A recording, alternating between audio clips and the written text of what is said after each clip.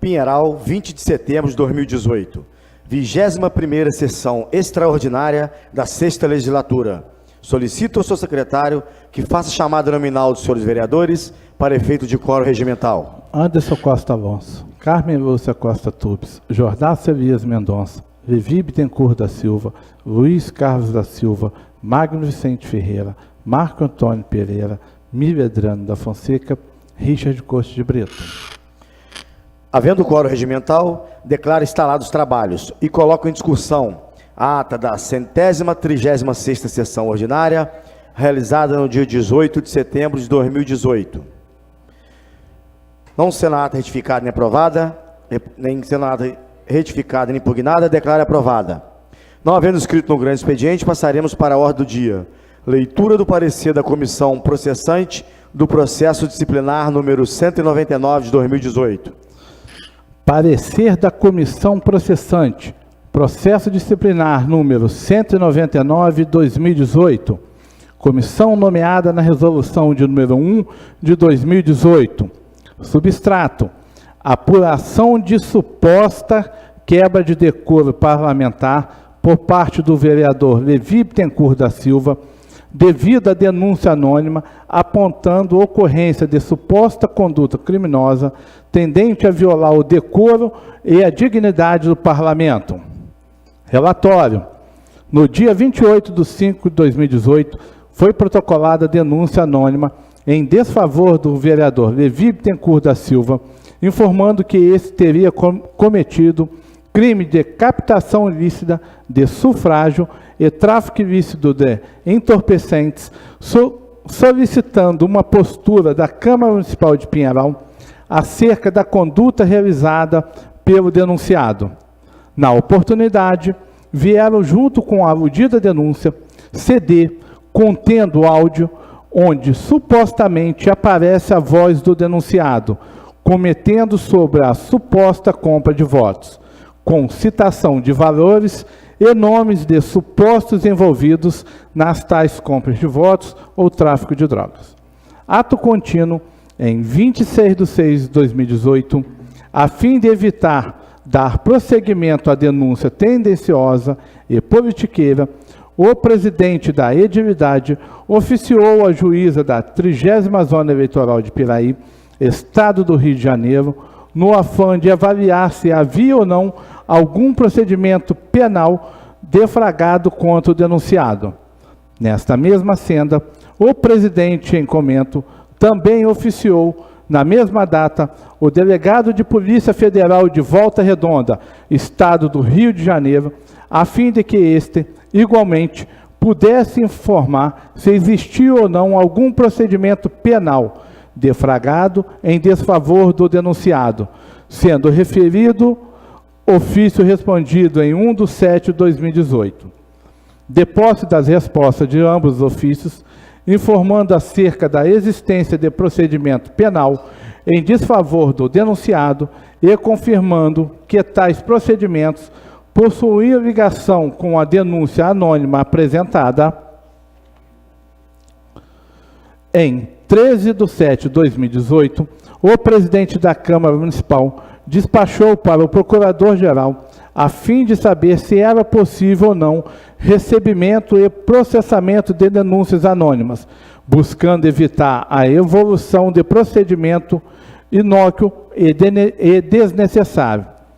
Já em 16 de 7 de 2018, o Procurador-Geral emitiu parecer jurídico pela possibilidade do recebimento da denúncia anônima em seu regular processamento, remetendo o feito para a mesa diretora para se manifestar acerca dos pressupostos do recebimento da representação e em seu consequente encaminhamento para apreciação, recebimento ou não pelo plenário da edilidade.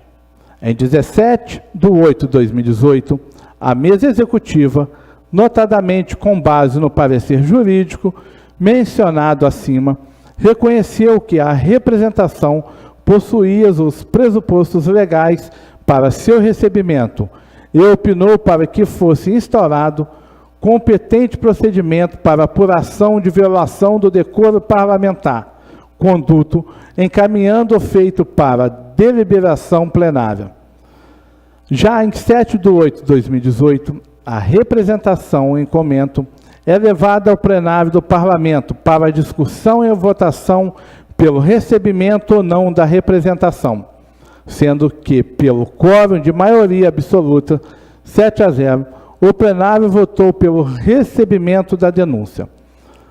Na mesma data, foi discutido e votado parecer da Comissão de Legislação, Justiça e Redação Final, pela aprovação do projeto de resolução de número 1 de 2018, sendo aprovado por maioria absoluta, 7-0, nomeando a comissão processante composta por Richard Costa de Brito, presidente, Mívia Adriano da Fonseca, relator, e Magno Vicente Ferreira, membro. Em 8/8/2018, foi enviado ofício ao excelentíssimo senhor prefeito municipal, solicitando a publicação da resolução de número 1 de 2018, a fim de cumprir as determinações legais. Finalmente, em 13/8/2018, o representado é notificado para fazer sua defesa prévia. Em 14/8/2018, é notificado para comparecer na reunião da comissão processante para organização e planejamento dos trabalhos. Contudo, não compareceu. O representado, por seu turno, apresentou defesa prévia em 23/8/2018, alegando preliminarmente vícios no procedimento adotado pela edilidade, tais como ilegitimidade da comissão processante, já que seria derivada de procedimento que misturou o decreto 201 de 67 e o Código de Ética e Decoro Parlamentar. Aduz que a mencionada comissão deveria ter sido formada através de sorteio, na forma do artigo 5º, inciso 2º, do decreto 201 de 67, ou processada pelo Conselho de Ética e Decoro Parlamentar, formado por 4 membros eleitos, artigo 7º, com o artigo 9º, parágrafo 2º, da Resolução de 89 de 2012. Ato contínuo alega suspensão dos membros Richard Costa Brito, presidente, Mívia Adriano da Fonseca, relator, sob o argumento de que os tais membros teriam promovido a denúncia contra o acusado em plenário, através da chamada manifestação da mesa diretora, e que teriam, em razão disto, interesse direto na causa. Suscita ainda falência de competência temporal para julgar o fato atribuído ao representado, já que, supostamente, o fato teria sido cometido nas eleições municipais de 2016. Assim diz que a legislatura competente seria a 5ª legislatura, encerrada em 31/12/2016.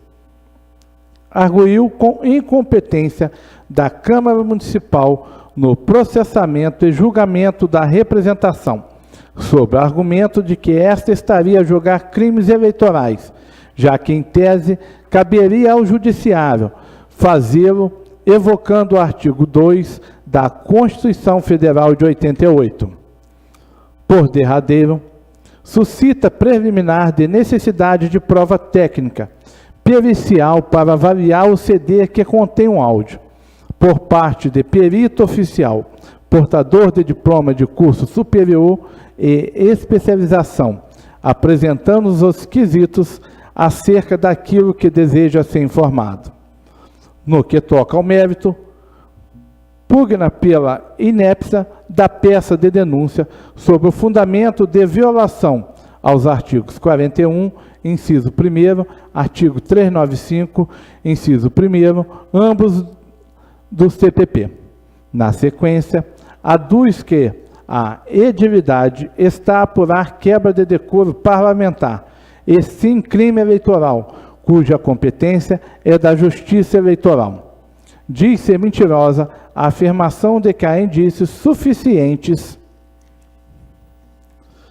de materialidade e autoria, já que a juíza da 30ª Zona Eleitoral de Piraí, Rio de Janeiro, teria apenas informado que não haveria processo judicial, e sim um procedimento.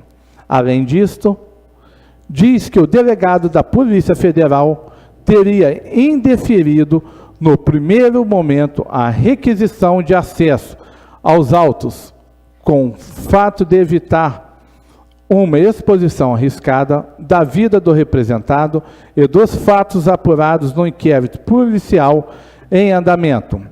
Na sequência, diz que alega que a mesa diretora teria agido de forma arbitrária e que a prova juntada pela mesma é feita de forma ilegal e fraudulenta. Por fim, nega que houve violação ao artigo 5º, inciso 10, do Código de Ética e o inciso 10 do mesmo diploma legal e pugna pelo acolhimento das preliminares arguidas, nulidade dos vícios nesta apresentada. Apresenta rol de testemunhas, acolhimento das teses defensivas e a incompetência da representação, objeto do presente feito. É um relatório. In limine, impõe-se o enfrentamento das preliminares de mérito sucessidas pelos representados em sua peça de resistência, sendo um ato imprescindível neste momento, antes de emissão de parecer pelo prosseguimento ou não da presente representação, já que a resolução de 89 de 2012 não fala em necessidade de deliberação plenária para a continuidade do procedimento. É o que se extrai da inteligência do inciso 4º, parágrafo 4º, artigo 14 do Código de Ética e Decoro Parlamentar, o qual apenas determina o seguinte: apresentada a defesa, o relator da matéria procederá às diligências e à instrução probatória que entende necessárias no prazo improrrogável de 60 dias, no caso de perda de mandato, e 30 dias no caso de suspensão temporária do mandato, findas as quais proferirá parecer no prazo de 10 dias, concluído pela procedência total ou parcial da representação, ou pela sua improcedência, oferecendo, nas duas primeiras hipóteses, projeto de decreto legislativo destinado à declaração da perda do mandato ou à culminação da suspensão do exercício de mandato, ou ainda propondo a requalificação da conduta punível e da penalidade cabível, com o encaminhamento do processo à autoridade ou órgão competente, conforme os artigos 11 a 13 deste Código. Assim, o dispositivo legal mencionado suprafala em prazo improrrogável de 60 dias para que o relator proceda com as diligências necessárias à instrução do processo. Contudo, o inciso 3º, artigo 5º do Decreto 201 de 67, fala em necessidade de deliberação plenária acerca do parecer da comissão processante, que opina pelo prosseguimento ou não do procedimento, logo em que pese a obediência que se deve de forma primária à Resolução 89 de 2012, Lei de Regência, entendo prudente, em homenagem à cláusula de reserva de plenário, dar atenção ao comando que emerge do inciso 3º, artigo 5º do Decreto 201 de 67, no que se refere à deliberação plenária acerca do parecer da comissão processante, antes de prosseguir com a apuração dos fatos em que pese a necessidade imediata de manifestação das preliminares arguidas, o que passo a fazê-lo imediatamente. Da legalidade e legitimidade da comissão processante nomeada.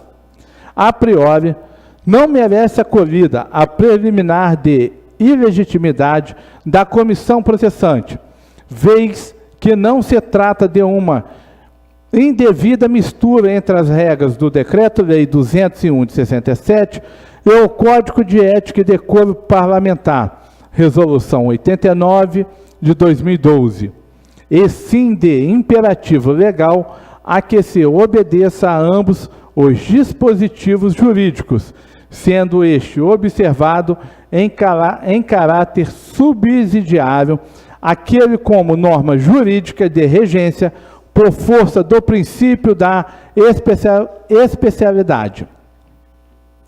Consoante a isto, tem-se que o parágrafo 1º, artigo 7 do Decreto 201 de 67, diz que no caso vereadores, cassação ou qualquer outra sanção aplicável, o procedimento descrito no artigo 5º e incisos do aludido decreto é aplicável naquilo que couber, demonstrando o caráter subsidiário da aplicabilidade do mesmo. Logo, em homenagem ao princípio da especialidade, a Lei Especial Resolução 89 de 2012 deverá ter preponderância sobre a Lei Geral Decreto 201 de 67. Contudo, a jurisprudência pátria vem impondo que se observe o artigo 5º e seus incisos do Decreto 201 de 67. Repise-se naquilo que couber. Desta forma, a edilidade segue o procedimento preconizado da Resolução 89 de 2012, Código de Ética e Decoro Parlamentar, em ordem prioritária, e os procedimentos previstos no artigo 5º e incisos de forma subsidiária naquilo que couber, não havendo qualquer confusão ou ilegalidade, mas prudência e atenção a ambos os institutos de regência. Nesta mesma senda, descabida a arguição de que a comissão processante deveria ter sido escolhida por sorteio, considerando o caráter subsidiário do Decreto 201 de 67, em relação à Resolução 89 de 2002, princípio da especialidade, e que, por força da aludida resolução, o Parlamento já possui a Comissão de Ética e Decoro Parlamentar, comissão permanente da edilidade e com competência exclusiva para processamento e julgamento do feito. Logo, em já existindo comissão própria, para tanto, e sendo os membros nomeados legítimos integrantes da aludida comissão e não figurantes dentre aqueles considerados impedidos pela Resolução de 89 de 2012, não há qualquer óbice de que a resolução que inaugure o trabalho da aludida comissão, Resolução número 1 de 2018, venha nomeá-los e mantê-los como integrantes da mesma, da inocorrência de impedimento ou suspensão dos membros da comissão processante. Releva ressaltar que não se verifica no caso concreto ocorrência de impedimento por parte dos membros que compõem a comissão processante, se não vejamos o dispositivo da Resolução 89 de 2012, que regula o tema impedimento. O Conselho de Ética e Decoro Parlamentar compõe-se de 4 membros titulares e 2 suplentes, todos com mandato de 1 ano, com exercício até a posse dos novos integrantes, salvo na última sessão legislativa da legislatura, cujo encerramento fará cessar os mandatos do Conselho.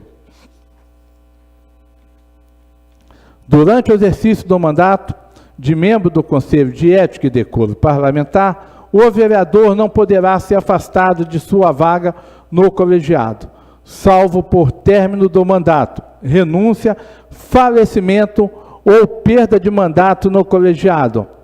Segundo, não poderá ser membro do Conselho o vereador, submetido a processo disciplinar em curso por ato antetatório ou incompatível com o decoro parlamentar, que tenha recebido na legislatura penalidade disciplinar de suspensão de prerrogativas regimentais ou de suspensão do exercício do mandato, da qual se tenha o competente registro nos anais ou arquivos da Casa Legislativa.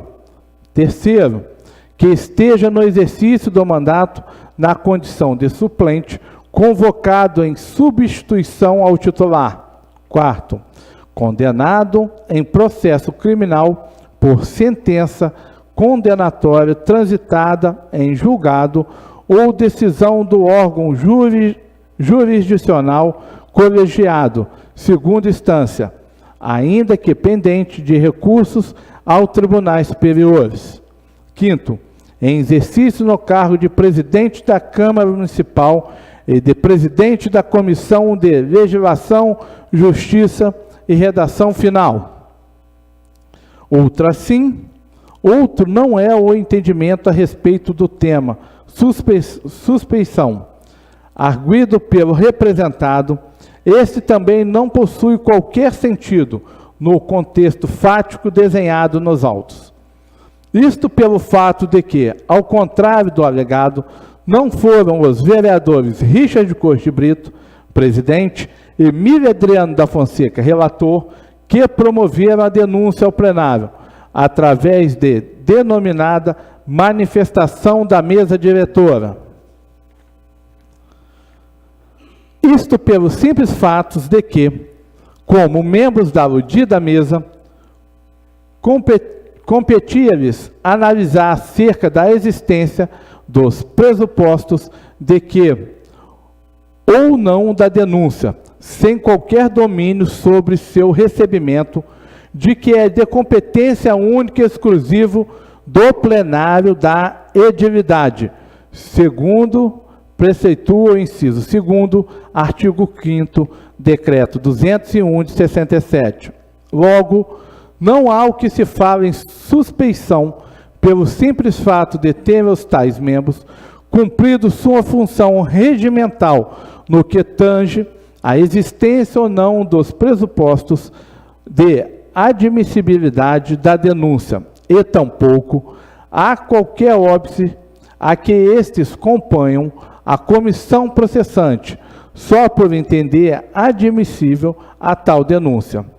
Isto considerando que, em caso de suspensão temporária de mandato eletivo, ou até mesmo cassação do referido mandato, não serão os mencionados membros que ocupariam o lugar do representado, e tampouco possui qualquer tipo de relação ou acordo com que venham eventualmente assumir o lugar do mesmo, incabível, portanto, a arguição de suspeição havida por parte do representado.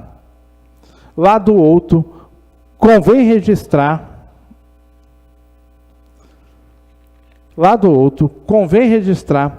que só lhes incumbem uma manifestação de cunho jurídico imposta por força regimental na essência e não política, já enquanto membros da aludida comissão é que acabarão por fazer uma junção das duas, ou seja, manifestação de cunho jurídico, parecer, e outra de cunho político, porém, sendo este último um ato jurídico composto, já que impõe formação dupla de vontade da comissão processante e do pleno. Ademais, não há qualquer prova acerca de interesse pessoal dos membros da comissão processante na procedência da representação, uma que não são nem amigos e nem inimigos íntimos do representado. Outra, porque os aludidos membros relutaram o quanto pôde para receberem denúncia feitas em desfavor do representado, até o posterior conhecimento da existência de investigação em órgão oficial do Estado, Polícia Federal, acerca dos mesmos fatos apontados na denúncia, sendo esta a mais grave até então apresentada e devidamente protocolada nessa Casa de Leis, só prosseguindo com a mesma após concluir pela existência de pressupostos de admissibilidade da mesma. Nota-se ainda total ausência de interesse dos membros Richard Costa Brito e Emília Adrano da Fonseca no resultado final, até porque, ao contrário do alegado na peça defensiva, não são os aludidos membros que estão acusando o representado. A denúncia é anônima e proveio de munícipes, sem qualquer intervenção dos aludidos membros em seu conteúdo. Por derradeiro, afigura-se oportuno ressaltar que a comissão processante possui como membro os vereadores Richard Costa Brito, Emília Adrano da Fonseca e Magno Vicente Ferreira, sendo este o último atualmente líder do governo. Quanto aos membros cuja suspensão é arguida, insta a ressaltar que este só lhes competia a apuração legal, prudente e regular dos fatos, sob pena de incidir em crime de prevaricação, sendo certo que os fatos é que falaram por si, a fim de indicaram, ao final, a procedência ou improcedência da representação, independente de qualquer ação ou omissão e influência dos tais membros, não havendo que se falar em suspeição em caso da competência temporal da atual legislatura para processamento e julgamento do feito. Ato contínuo, impõe-se a rejeição da preliminar de que a atual legislatura falece de competência para julgar o fato atribuído ao representado, já que o tal fato teria supostamente sido cometido na legislatura de 2016 e que a competência, no presente caso, seria da 5ª legislatura, legislatura encerrada em 31/12/2016. A priori, deve ser esclarecido que a Carta Magna da República não impõe nenhuma óbice à quebra de decoro parlamentar ocorrida em legislatura anterior seja apurada e apenada pela legislatura seguinte.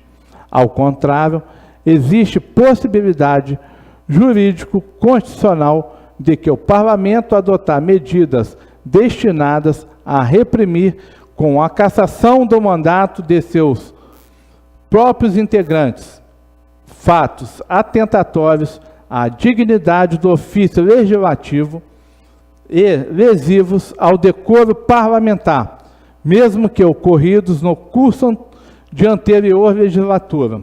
Isso desde que o infrator ostentasse a condição de membro do parlamento.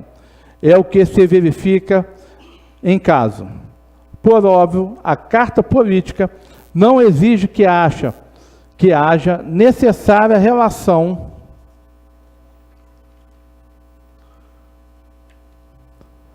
de contemporaneidade entre o fato típico e a legislatura sob cujo domínio temporal teria ocorrido o evento, motivador da responsabilização política do Parlamento por falta de decoro, sendo inaplicável, por isso mesmo, a tal situação o princípio da unidade de legislatura.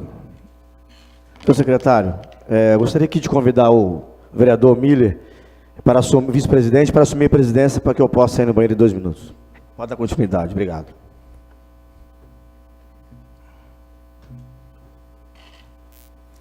Percebe-se que o STF, ao analisar esse tema, firmou orientação no sentido de que referido princípio não reveste de efeito preclusivo em processo de cassação de mandato legislativo, cujos fatos motivadores tenham ocorrido em legislatura anterior. Ademais, que pese a total falta de pertinência do representado no que se refere à arguição de falência de competência temporal desta legislatura para processamento e julgamento do feito, tem-se que o representado cometeu o suposto ato delitivo nas eleições de 2016, que reelegeu para a 6ª legislatura atual em 2017. Em tese, o representado teria se beneficiado do ato ilícito e decoroso em comento para o atual mandato político que exerce. Por óbvio, como os atos praticados em legislatura anteriores não se reveste de efeito preclusivo, compete à atual legislatura processar e julgar o feito.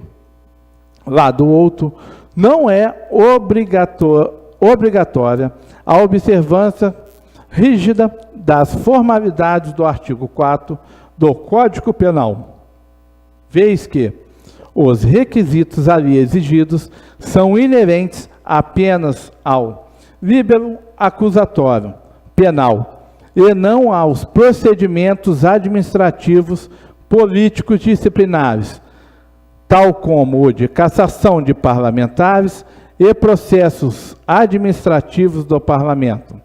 Nesses casos, impõe-se apenas estrita obediência ao procedimento estabelecido no regimento interno na Câmara, Resolução 89/2012 e no Decreto 2001 de 67, sendo o que se verifica no caso concreto da legitimidade da Câmara Municipal para processamento e julgamento do feito. Outra sim, sem cabimento, a preliminar de incompetência do Parlamento para processar e julgar o feito sob a alegação de que se está a apurar crimes eleitorais ou de tráfico de drogas, alegando que tal competência é exclusiva da Justiça Comum ou especializada. Tal arguição é descabida, já que claro e evidente nos autos que o que se busca apurar é eventual quebra de decoro parlamentar, em consequência da suposta infração das leis eleitorais ou penais, com reflexos diretos e danosos à imagem e dignidade do parlamento por parte do representado. Logo, a apuração de violação ao decoro é, em absoluto, competência do parlamento. Ademais, incontroverso que a quebra de decoro parlamentar se trata de infração político-administrativa. Assim, a competência do parlamento para processamento e julgamento é exclusiva em caso da preliminar de necessidade perícia técnica no CD, que contém um áudio com voz do representado, no tocante à preliminar que argue a necessidade de perícia técnica para apurar a legitimidade do CD, que contém áudio e que instrui o feito, impede destacar que a citada preliminar se confunde com o mérito e com ele será eventualmente apreciada quando do aprofundamento da fase instrutória e exaurimento da fase de conhecimento, do preenchimento dos requisitos para recebimento da denúncia e sua regular tramitação, Superadas as preliminares de méritos mais relevantes suscitadas pelo representado, impõe-se que supere a tese da inépcia da representação, igualmente arguida na peça de resistência, já que se procedente impõe o arquivamento do procedimento, contudo, não se verifica a incidência da aludida preliminar, sendo concetâneo que se manifeste quando a idoneidade da representação, reservando apenas a análise de mérito para o fim. Assim vejamos, consoante a tese de que a peça de denúncia é inepta, já que na manifestação da mesa diretora, a qual seria denúncia para início de procedimento disciplinar, se restringe a veicular fatos narrados de forma genérica e em nenhum momento teria apontado qual dispositivo do Código de Ética e Decoro Parlamentar teria sido descumprido. Tal tese está longe de prosseguir qualquer fundamento jurídico, logo, não merece acolhida, pois, neste momento do procedimento, só compete à mesa diretora avaliar acerca da existência ou não de pressupostos de admissibilidade da referida denúncia. Nesta senda, há qualquer cabimento de que a mesa diretora aponte qual foi o dispositivo do Código de Ética e Decoro Parlamentar supostamente violado, notadamente considerando a necessidade do Pleno manifestar pelo recebimento ou não da mesma e, posteriormente, a comissão processante, após avaliação mais atenta dos fatos, apontar quantos os quais os dispositivos do Código de Ética e Decoro Parlamentar teriam sido efetivamente violados e emitir opinião acerca da necessidade ou não de aplicação de algum tipo de sanção.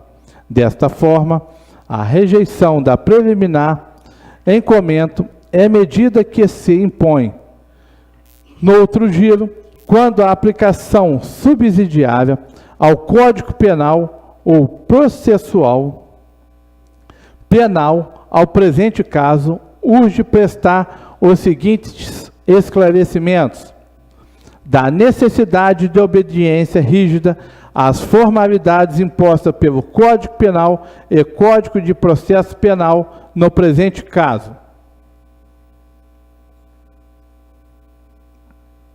A priori, deve ser rechaçada a tese defensiva de que se estaria a apurar crimes eleitorais ou de tráfico de drogas, ocorrendo incompetência quanto à matéria de fato e impondo a aplicação subsidiária do Código Penal ou processo penal.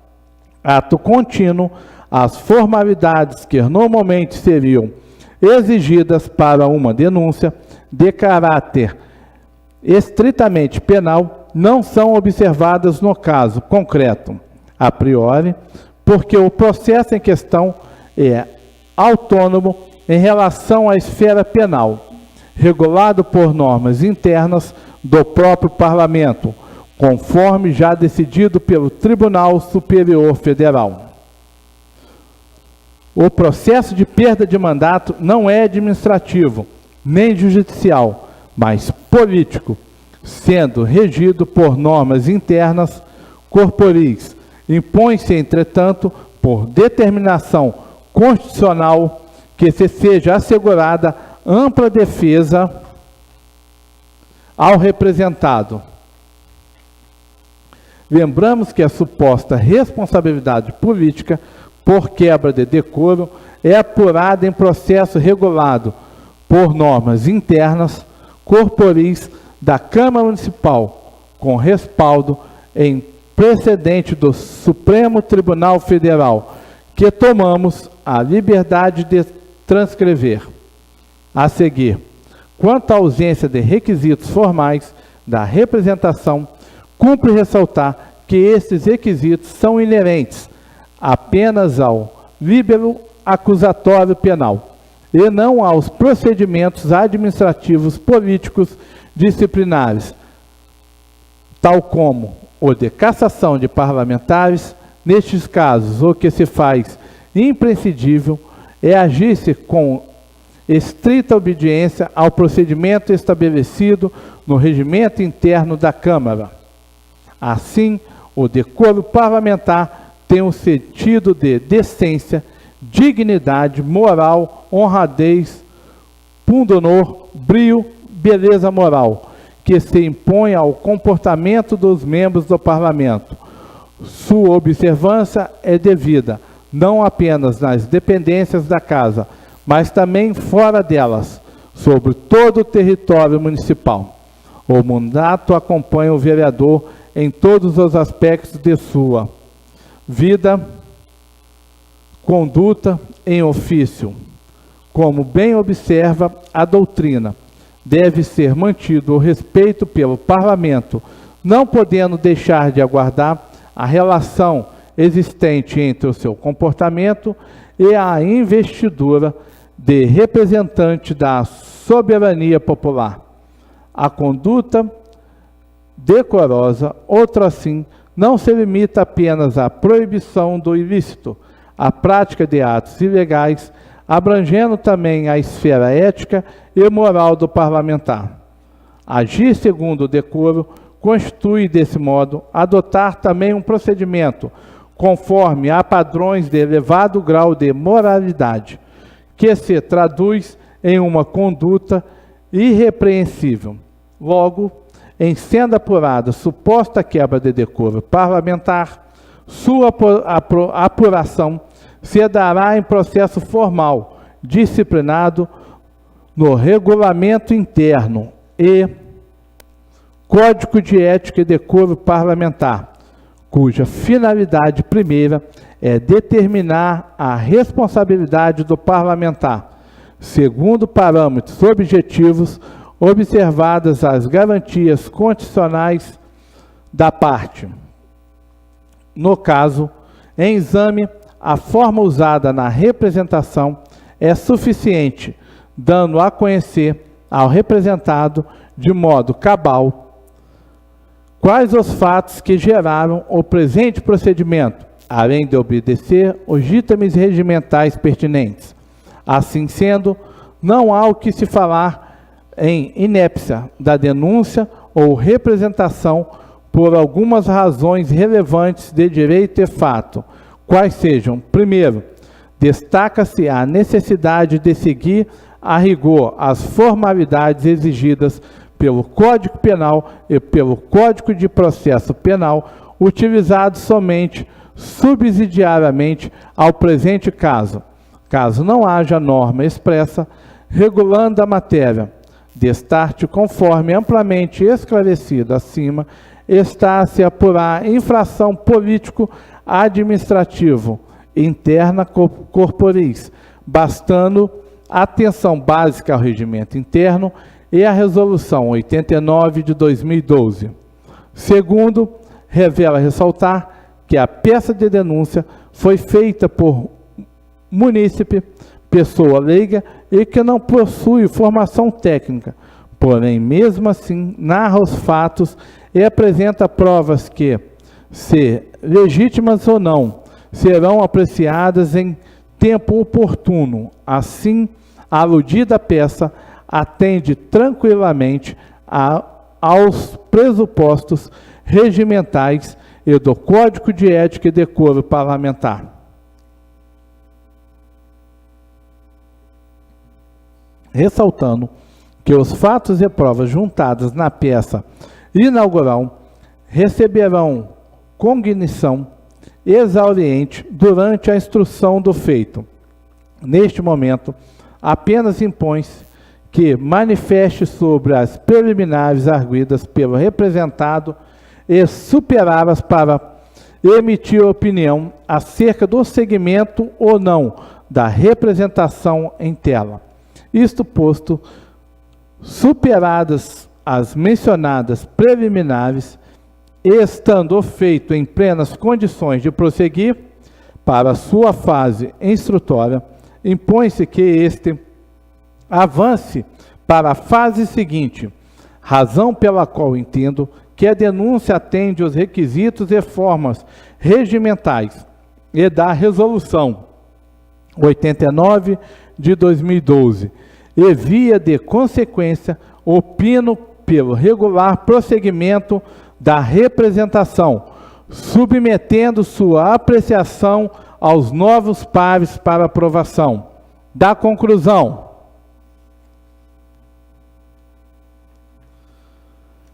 Assim confirmados os pressupostos de admissibilidade, estando preenchidos os requisitos formais e materiais inventariados no artigo 9º e incisos da Resolução 89 de 2012, bem como no inciso 4º, parágrafo 4º do artigo 14 da Resolução 89 de 2012, com o inciso 3º, artigo 5º do Decreto 2001 de 67. Opino pelo regular prosseguimento da presente representação, com sua consequente submissão ao pleno da edilidade, nos termos regimentais e legais cabíveis. Mília Adriano da Fonseca, relator. Do parecer da comissão. A comissão aprova o parecer nos termos preferidos pelo relator. Câmara Municipal de Pinheiral, Rio de Janeiro, 20 de setembro de 2018. Richard Corte de Brito, presidente, e Magno Vicente Ferreira, membro. Em discussão, parecer. Boa noite, presidente. Boa noite, senhores vereadores, senhora vereadora, população presente, público que nos acompanha através das redes sociais. Presidente, faço uso da palavra, só vou fugir um segundo para me desculpar com os nobres colegas e com a população pelo meu atraso. Haja visto, eu estava presente nessa casa desde 12h25 até 5h30 da tarde, eu faço uso regular de medicamentos, tive que em casa tomar o medicamento. Não deu para tomar banho, né? Só vi, coloquei o paletó e voltei. Desculpe pelo atraso.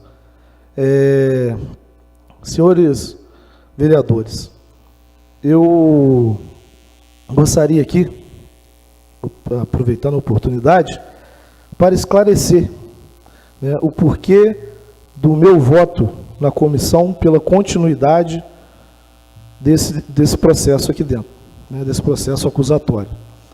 A comissão, sabemos que o papel dela é apurar os fatos, né, e respeitando todos os ditames legais. E isso é de suma importância.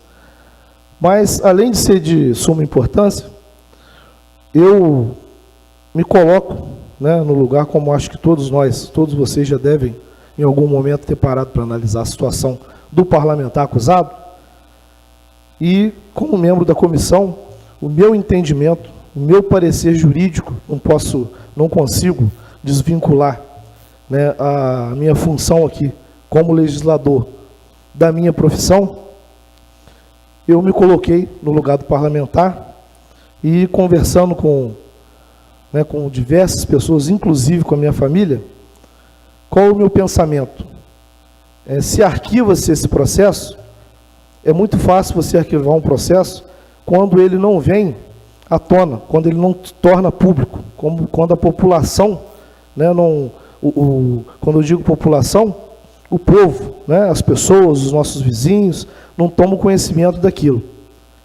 E a partir do momento, como aconteceu, se tornou público, houve a leitura aqui no plenário dos fatos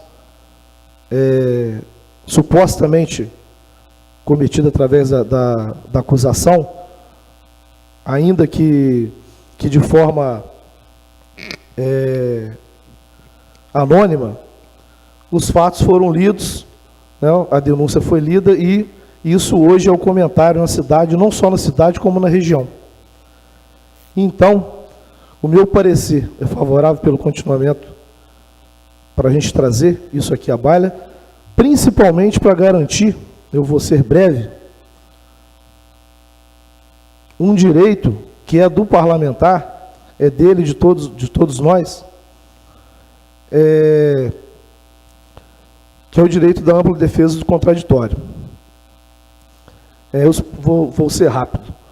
Os princípios constitucionais do contraditório e da ampla defesa devem ser analisados de forma técnica, pois, a respeito de muitos não se contentarem com o resultado nos tribunais, tais princípios não são, como sabemos, absolutos e nem muito menos medidas protelatórias ou garantias à impunidade.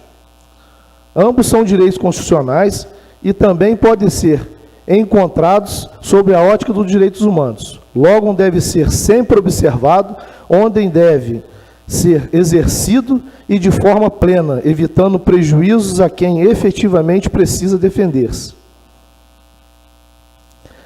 A nossa Constituição de 88, ela é cristalina ao colocar que aos litigantes em processo judicial ou administrativo e aos acusados em geral são assegurados o contraditório e a ampla defesa, com os meios e recursos a ela inerentes.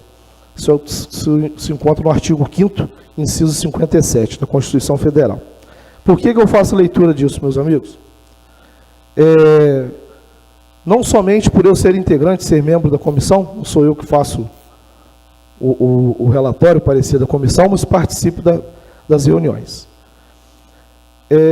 A denúncia que aqui estamos tratando, terá a tramitação, com certeza será respeitado todo o direito de defesa do parlamentar, é uma denúncia muito grave.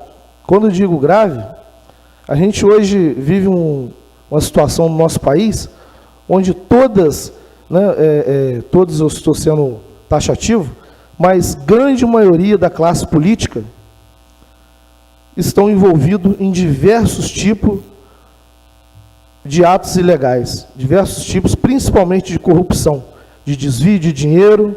O cidadão, ele tem um valor para utilizar de 200 milhões, ele utiliza 90 milhões, o restante ele coloca no bolso, ele e a quadrilha dele. Infelizmente, isso a gente está assistindo todos os dias na televisão. A minha preocupação aqui é a gente não condenar uma pessoa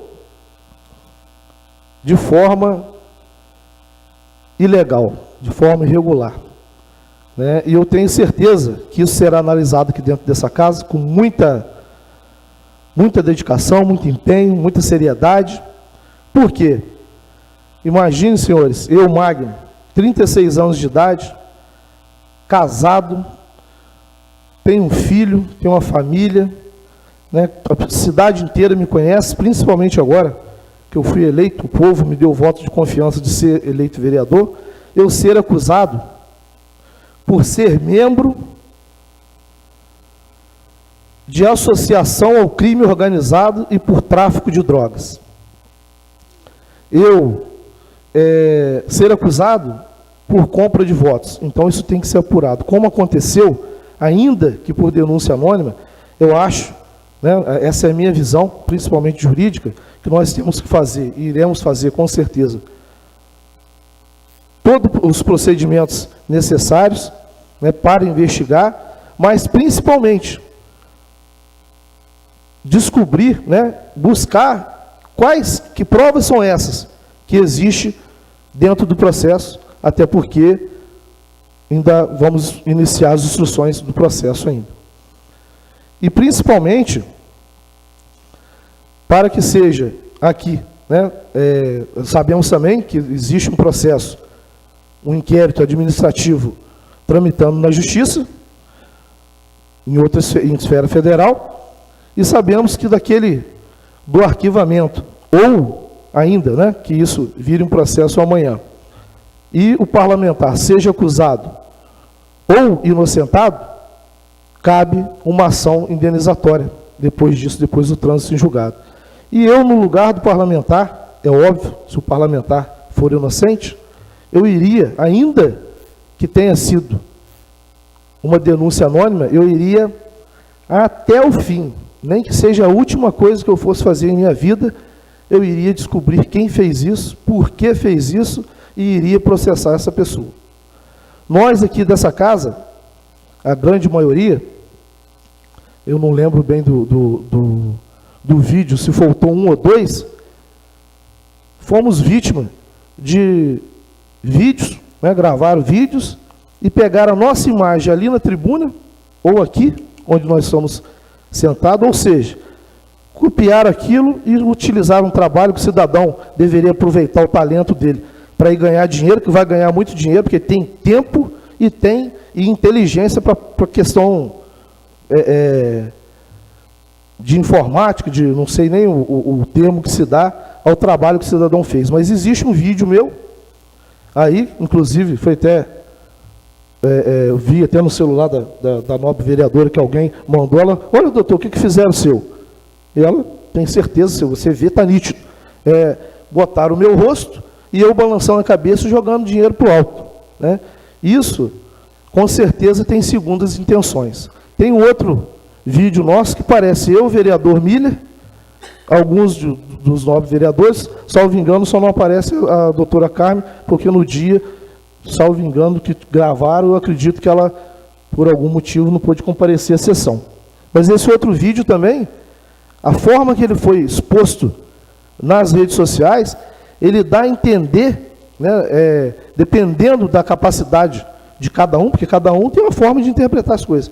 Eu mesmo interpretei por 3 parâmetros diferentes. Então ali, e só que o que eu escuto, né, que a gente escuta, que a população escuta, os nossos amigos escutam e a nossa família escuta na rua, é que teve gente que interpretou que tinha vereador ali que era mafioso, outros já achavam que tinha vereador que era pateta, outros já achavam que era o quinteto e os outros 3 vereadores, que salvo engano um não apareceu, não fazia nada, outro entendeu que os vereadores todos eram ladrão, outro entendeu que era o prefeito que era o ladrão. Então, vamos parar para a gente analisar o quanto que a gente tem que ser firme em decidir essa questão dessa denúncia, desse processo que tramita aqui dentro, para a gente não cometer um ato de ilegalidade e ser injusto com o parlamentar. Que a justiça seja feita.